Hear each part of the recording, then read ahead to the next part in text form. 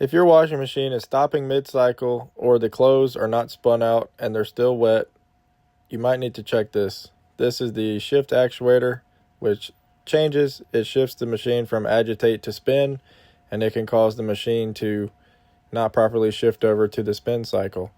I can show you how to check this in the full video, how to diagnose if this is the issue. You're going to take these two green screws out.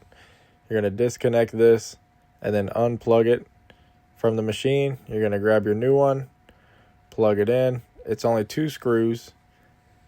And then we're going to slide that back into place and then make sure the arm goes into the little clutch, little shifter piece right there.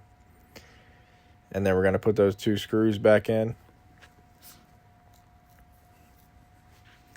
After those are put in, we're going to test the machine and it should spin again.